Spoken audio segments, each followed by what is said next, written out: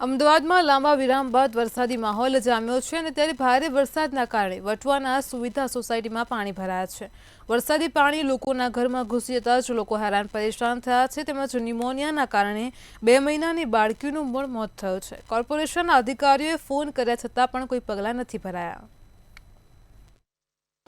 આ સોસાયટીનું નામ સુવિધા છે, પરંતુ સુવિધા નથી, અસુવિધાથી ભરપૂર આ સોસાયટી છે અને જેનું પરિણામ જે છે, આજે સમસ્યા જે સર્જાઈ રહી છે તે વરસાદ અને કોર્પોરેટર અને કોર્પોરેશનના લીધે થઈ રહી છે। અત્યારે આપ જે જોઈ રહ્યા છો કે જે પાણી જે વરસાદી પાણી જે ભરાઈ રહ્યું છે અને વરસાદી પાણી જે દર વર્ષે આ રીતે આ વિસ્તારની અંદર ભરાય છે। હાલ લોકોના ઘરોની અંદર જે પાણી છે તે પણ ભરાઈ રહ્યું છે અને વધારે વરસાદ હોવાના લીધે હજી પણ પાણી જે છે ઓસરવાનું નામ નથી લેતા। 2 દિવસ સુધીનો સમય થઈ ચૂક્યો છે અને દર વર્ષે હાલાકીનો સામનો લોકો કરી રહ્યા છે અને સાથે તેમના જે વસ્તુઓ જે છે તે પણ બગડી રહી છે। બેન, કેટલી સમસ્યા થાય પાણીથી? બહુ જ સર, અહીંયા તો બહુ જ સમસ્યા છે અને 2 દિવસથી જ્યારથી 24 કલાકથી પાણી વરસે છે ત્યારનું પાણી નિકાલનું કંઈ સમાધાન જ નથી।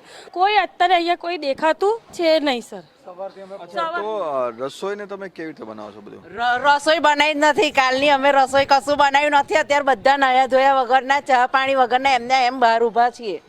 દરેકના ઘરમાં સંડાસ બાથરૂમ બધામાં પાણી છે, તો કઈ રીતે અંદર રસોઈ એ કઈ રીતે બનાવીએ? નાવા ધોવાનું કેમનું કરાય? અચ્છા, તો કેટલી સમસ્યા થાય? વાહન બંધ થઈ જતા હશે, નાના બાળકોને સમસ્યા થતી હશે? વાહન અહીંયા આખા દરેક ગલીઓમાં અમારે ડૂબી ગયા છે, કેમ કે અંદર ઘરમાં જ પાણી છે તો બહાર કેવી રીતે લોકો નીકળે, રસોઈ કેવી રીતે બનાવે?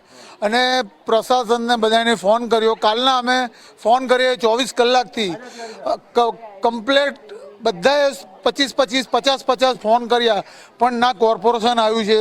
તો આ જે ગંદુ પ્રદૂષિત પાણી છે એનાથી રોગચાળો પણ ફાટી નીકળતો હશે? રોગચાળો તો એટલી હદે સુધી પહોંચ્યો છે કે ગઈકાલે એક 5 મહિનાની દીકરી હતી જેનું મૃત્યુ થયું છે અને બીજા બી ઘણા નાના બાળકો જે બીમાર છે અને એનાથી ઘણા વડીલો બધા બીમાર થઈ રહ્યા છે, કેમ કે પાણી પ્રદૂષિત ગટરનું પાણી છે, એનાથી બીમાર થવાની ફૂલ શક્યતા છે।